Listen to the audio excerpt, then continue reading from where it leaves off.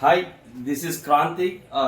నేను యాక్చువల్గా దానవీర సూరకర్ణ మన విశ్వవిఖ్యాత నట సార్వభౌమ సీనియర్ ఎన్టీఆర్ గారి డైలాగ్ ప్రాక్టీస్ చేశాను.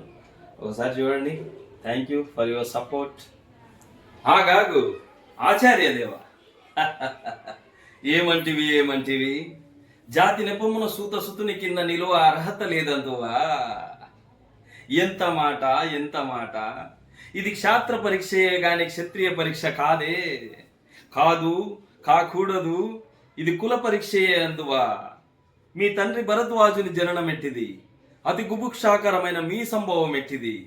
మట్టి కుండలో పుట్టిదివి కదా. మీది ఏ కులము?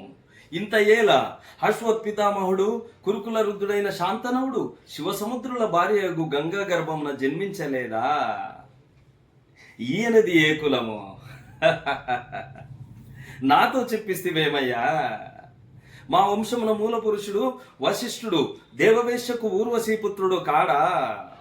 అతడు పంచమజాతి కన్య అయిన అరుంధతి యందు శక్తిని, ఆ శక్తిని చండాలయాంగుని పరాశరుని, ఆ పరాశరుని పల్లెపడుచు అయిన మత్స్యగండి అయిన మా తాత వ్యాసుని, ఆ వ్యాసుడు వెదవరాండ్రైన పితామహి అంబికతో మా తండ్రిని, పినపితామహి అంబాలికతో మా పినతండ్రి పాండురాజును, మా ఇంటి దాసితో జ్ఞాన జనుడని మీచే కీర్తించబడుచున్న ఈ విదురదేవుణ్ణి కనలేదా? సందర్భ అవసరమును బట్టి క్షేత్ర బీజ ప్రాధాన్యములతో మా సంకరమైన కురువంశము ఏనాడో కులహీనమైనది. కాగా నేడు కులము అని వ్యర్థవాదం ఎందులకు?